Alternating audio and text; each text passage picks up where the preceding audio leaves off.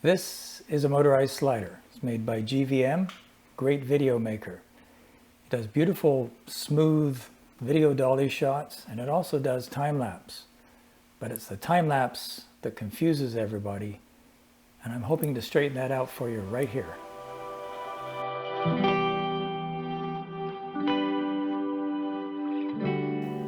The source of confusion comes from the way they define the parameters for time-lapse. So if you go into the time-lapse function in this controller, you'll see things like interval, time-lapse, stop time, and photo.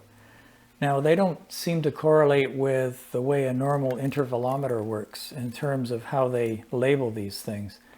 My first inclination was to think that time-lapse referred to the time that your shutter was opened by this controller. In other words, if you put it into bulb mode and set a time in time-lapse, it would trigger the shutter through this special cable which plugs into the controller and into your camera, and keep the shutter open for however many seconds. So for night sky photography, you're typically working anywhere from 10 to 30 seconds, depending on the amount of light. But as it happens, time-lapse doesn't mean that at all. So we've got these different terms: interval, time-lapse, stop time, and photo.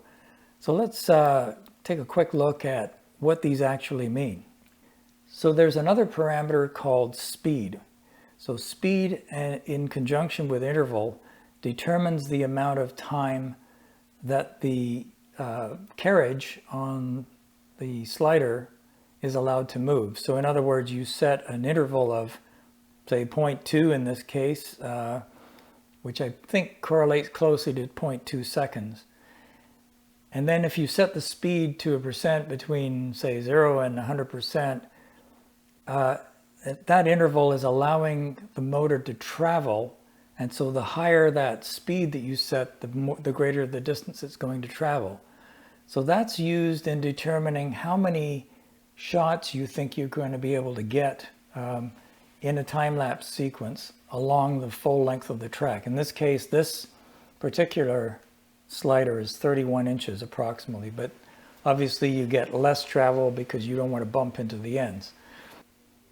So the interval and the speed determine how far the carriage will move between shots, and that will help you determine, based on the length of the track on the slider, how far it's going to travel during the number of photos that you've set in your photo parameters. So in other words, if you set 200 photos, you need to know that it's going to be able to use all of the track on the slider to cover all 200 of those photos. Now, you could go too far or not far enough, depending on how far the carriage moves between shots.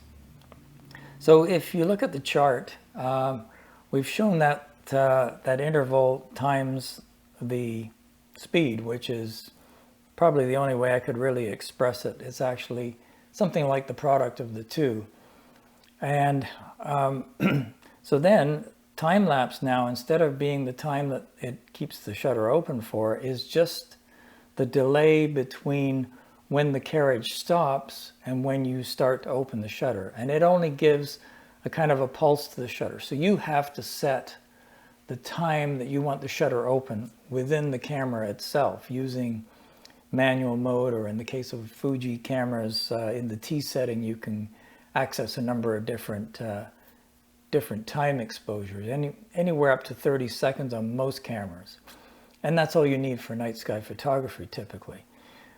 So that time-lapse allows the carriage to settle down after it's moved before you open the shutter. It's kind of like the 2-second timer that you can set on your camera, so that if you've got your camera on the tripod and you don't have a cable release, you push the shutter and you want to give it a little time to settle down after you've hit the shutter before taking the shot. So that's what time-lapse means.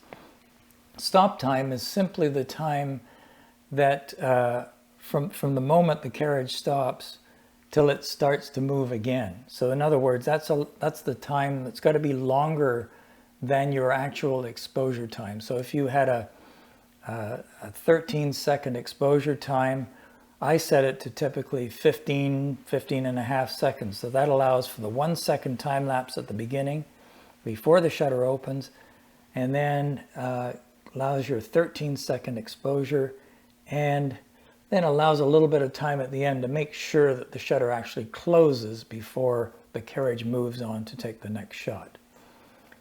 So let's look at a real-world example here. So if we set our speed to 70% as a starting point, again, it may vary for you, and an interval of 0.2, I find that I can get approximately 200 photos across the entire length of the track.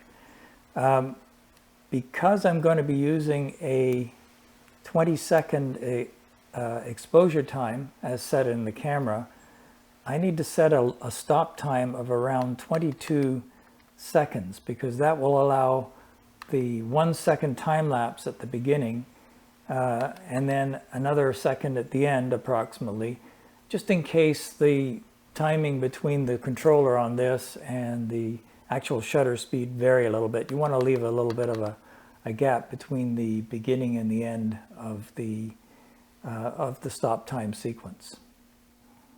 So that does it for this video. This segment was not intended to be a review of the GVM slider. There are plenty of good reviews on YouTube already, but rather just to look at that time-lapse function, because like most people, I had to figure it out for myself because the documentation is totally useless. They don't even define the parameters that you see on the controller. So if you found that this helped you, I'm glad to hear that. Give us a thumbs up. Don't use any of these other digits, just this thumbs up. And if you haven't already, please subscribe. I'd appreciate it. And we'll see you in the next video.